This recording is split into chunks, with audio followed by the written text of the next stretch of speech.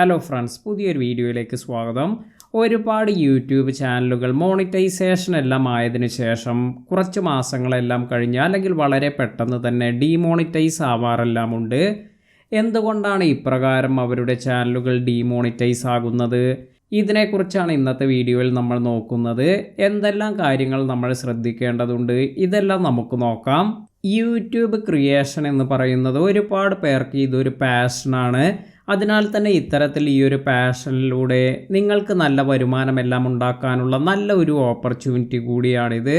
നമുക്ക് അഡ്വർടൈസ്മെൻറ്റിൽ നിന്ന്, സ്പോൺസർഷിപ്പിൽ നിന്ന്, അതുപോലെ സൂപ്പേഴ്സിൽ നിന്ന്, ഇങ്ങനെ ഒരുപാട് കാര്യങ്ങളിൽ നിന്നും നമുക്ക് നമ്മുടെ ചാനലിലേക്ക് വരുമാനമെല്ലാം കൊണ്ടുവരാൻ സാധിക്കും. എന്നാൽ നമ്മൾ ഇത്തരത്തിൽ നമ്മുടെ ചാനൽ ഇതിന് ദോഷമൊന്നും വരാതിരിക്കാൻ, അതായത് നമുക്ക് ഇത്തരത്തിൽ മോണിറ്റൈസേഷൻ എല്ലാം ആയതിനു ശേഷം നമ്മുടെ ചാനൽ ഡീമോണിറ്റൈസ് ആവാതിരിക്കാൻ നമ്മൾ ശ്രദ്ധിക്കേണ്ടതായ കുറച്ച് കാര്യങ്ങളെക്കുറിച്ചാണ് ഇവിടെ പറയുന്നത്. ആദ്യത്തെ കാര്യമെന്ന് പറയുന്നത് യൂട്യൂബിലെ കമ്മ്യൂണിറ്റി ഗൈഡ് ലൈൻ എല്ലാമാണ്. നമ്മൾ ഇത്തരത്തിൽ യൂട്യൂബ് കമ്മ്യൂണിറ്റി ഗൈഡ് ലൈൻ എല്ലാം അനുസരിച്ച് വീഡിയോ ചെയ്തതിന് ശേഷമാണ് നമുക്ക് യൂട്യൂബിൽ നിന്ന് മോണിറ്റൈസേഷൻ എല്ലാം ലഭിക്കുക.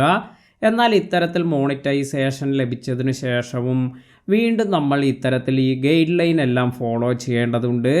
നിങ്ങൾക്ക് മോണിറ്റൈസ്ഡ് ആയി എന്നതുകൊണ്ട് നമുക്ക് ഈ ചാനലിൽ നമുക്ക് എല്ലാ തരത്തിലുള്ള വീഡിയോസും അപ്ലോഡ് ചെയ്യാൻ സാധിക്കില്ല. അതായത് നമ്മൾ യൂട്യൂബ് ഗൈഡ് ലൈൻ അനുസരിച്ചുള്ള വീഡിയോ മാത്രമാണ് നമ്മൾ അപ്ലോഡ് ചെയ്യാൻ പാടൂ. ഉദാഹരണമായി ഇൻഅപ്രോപ്രിയേറ്റ് വീഡിയോസ്, അല്ലെങ്കിൽ മിസ്ലീഡിംഗ് വീഡിയോസ്, ഹേറ്റ് സ്പീച്ച്, ഇത്തരത്തിലെല്ലാമുള്ള വീഡിയോസ് എല്ലാം നിങ്ങളുടെ ചാനലിൽ ഉൾപ്പെടുത്തുകയാണെങ്കിൽ ഇതെല്ലാം തന്നെ നിങ്ങളുടെ ചാനൽ ഡീമോണിറ്റൈസ് ആകാനെല്ലാം കാരണമാകും.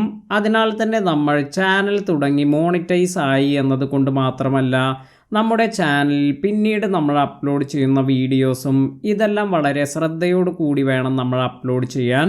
അടുത്തതായി പലർക്കും പറ്റുന്നൊരു കാര്യമാണ് over usage of copyrighted materials. അപ്പോൾ നമ്മൾ നമ്മുടെ വീഡിയോയിൽ ഒരുപാട് മ്യൂസിക് അല്ലെങ്കിൽ ക്ലിപ്സ്, ഇമേജസ് ഇതെല്ലാം തന്നെ നമ്മൾ പെർമിഷൻ ഒന്നുമില്ലാതെ നമ്മുടെ വീഡിയോയിൽ ആഡ് ചെയ്യുകയാണെങ്കിൽ ഇത്തരത്തിൽ ഇത് റിപ്പീറ്റായി എല്ലാം സംഭവിക്കുമ്പോൾ ഇത് നമ്മുടെ ചാനൽ ഡീമോണിറ്റൈസ് ആകാനെല്ലാം കാരണമാകും.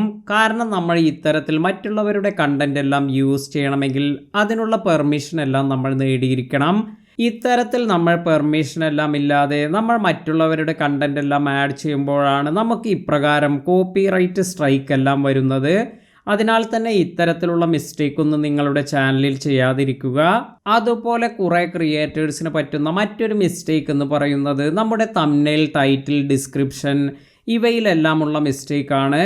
പല ആളുകളും ചെയ്യുന്ന ഒരു കാര്യമാണ് അവരുടെ വീഡിയോയ്ക്ക് കൂടുതൽ വ്യൂസ് എല്ലാം ലഭിക്കുന്നതിന് വേണ്ടി തംബ്നെയിലിന് ക്ലിക്ക് ബൈറ്റ് എല്ലാം ലഭിക്കുന്ന തരത്തിലുള്ള മിസ്ലീഡിംഗ് ആയ തംബ്നെയിൽ എല്ലാം കൊടുക്കുന്നത്. അതായത് നമ്മുടെ തംബ്നെയിലിൽ നമ്മൾ കൊടുത്തിരിക്കുന്ന ഇൻഫർമേഷൻ ഇതിനെക്കുറിച്ചൊന്നും തന്നെ ആയിരിക്കില്ല വീഡിയോയിൽ ഉള്ളത്. അതിനാൽ തന്നെ ഇത്തരത്തിലെല്ലാം ചെയ്യുമ്പോൾ ഇതെല്ലാം മിസ്ലീഡിംഗ് കണ്ടൻറ്റ് എന്ന കാറ്റഗറിയിലേക്ക് വരികയും ഇതുവഴി നമ്മുടെ ചാനൽ ഡീമോണിറ്റൈസ് ആകാൻ ഇത് കാരണമാവുകയും ചെയ്യും. അതുപോലെ നമ്മൾ പ്രോപ്പറായ ടൈറ്റിൽ, അതുപോലെ ഡിസ്ക്രിപ്ഷൻ എല്ലാം വേണം നമ്മുടെ വീഡിയോയ്ക്ക് യൂസ് ചെയ്യാൻ. ഇപ്പോൾ പലരും യൂട്യൂബിൽ ചെയ്യുന്ന ഒരു കാര്യമാണ് മിസ്ലീഡിംഗ് ആയ ടൈറ്റിൽ, അതുപോലെ തംബ്നെയിലെല്ലാം നൽകുന്നത്.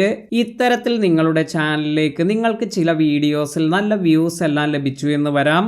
എന്നാൽ യൂട്യൂബ് ഇത്തരത്തിലുള്ള വീഡിയോസിൻ്റെ ക്രെഡിബിലിറ്റി, അതുപോലെ ജെന്യൂൻ ആയ വ്യൂസ് എല്ലാം വരുന്നതാണ് യൂട്യൂബ് പ്രൊമോട്ട് ചെയ്യുന്നത്.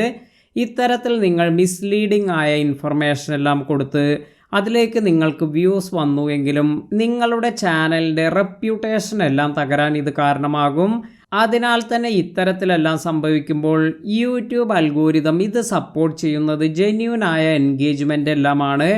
ഇത്തരത്തിൽ കുറേ ക്രിയേറ്റേഴ്സ് എല്ലാം ചെയ്യുന്ന ടാറ്റിക്സ് ഇതെല്ലാം നിങ്ങളുടെ ചാനൽ ഡീമോണിറ്റൈസ് ആകാൻ കാരണമാകും. അതിനാൽ തന്നെ ഇത്തരത്തിലുള്ള മിസ്റ്റേക്ക് ഒന്നും ചെയ്യാതെ നിങ്ങളുടെ കണ്ടന്റ് എന്താണോ അതിനനുസരിച്ചുള്ള ടൈറ്റിൽ, ഡിസ്ക്രിപ്ഷൻ, അതുപോലെ തംബ്നെയിൽ എല്ലാം നൽകുക. ഇനി അടുത്തതായി നമ്മൾ ശ്രദ്ധിക്കേണ്ട ഒരു കാര്യമെന്ന് പറയുന്നത് അഡ്വർടൈസർ ഫ്രണ്ട്ലി ആയ കണ്ടന്റ് വേണം നമ്മൾ അപ്ലോഡ് ചെയ്യാൻ. ഇത്തരത്തിൽ നമ്മൾ അഡ്വർടൈസർ ഫ്രണ്ട്ലി അല്ലാത്ത കണ്ടന്റ് എല്ലാം ഒരുപാട് വരികയാണെങ്കിൽ ഇതും നമ്മുടെ ചാനലിനെ ദോഷമായി ഭവിക്കും.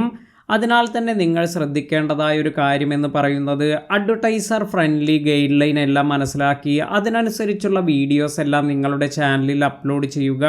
കാരണം നമ്മൾ ഇത്തരത്തിൽ അഡ്വർടൈസർ ഫ്രണ്ട്ലി അല്ലാത്ത വീഡിയോസ് എല്ലാമാണ് അപ്ലോഡ് ചെയ്യുന്നതെങ്കിൽ ഒരുപാട് ബ്രാൻഡ്സ് ഇതിൽ അഡ്വർടൈസ് ഒന്നും തന്നെ നൽകില്ല. കാരണം അവർ ഇത് അഡ്വർടൈസ്മെൻറ്റിന് അൺസ്യൂട്ടബിൾ ആണ് എന്നാണ് സെലക്ട് ചെയ്യുക. ഇത്തരത്തിൽ വരുമ്പോൾ നമ്മുടെ ചാനലിലേക്ക് അഡ്വർടൈസ്മെൻ്റ് എല്ലാം കുറയാനും ഇത് നമ്മുടെ ചാനൽ ഗ്രോത്ത് നഷ്ടപ്പെടുത്തുകയും ചെയ്യും. അതിനാൽ തന്നെ ഇത്തരത്തിലുള്ള മിസ്റ്റേക്ക് ഒന്നും നിങ്ങൾ ചെയ്യാതിരിക്കുക. ഇന്നത്തെ വീഡിയോ തുടക്കക്കാരായ യൂട്യൂബേഴ്സിന് ഏറെ ഗുണം ചെയ്തിട്ടുണ്ടാകുമെന്ന് പ്രതീക്ഷിക്കുന്നു. ഇത്തരത്തിലുള്ള നല്ല നല്ല വീഡിയോസ് എല്ലാം ലഭിക്കുന്നതിന് നമ്മുടെ ചാനൽ സബ്സ്ക്രൈബ് ചെയ്യുക. പുതിയ അറിവുകളുമായി മറ്റൊരു വീഡിയോയിൽ കാണാം. താങ്ക്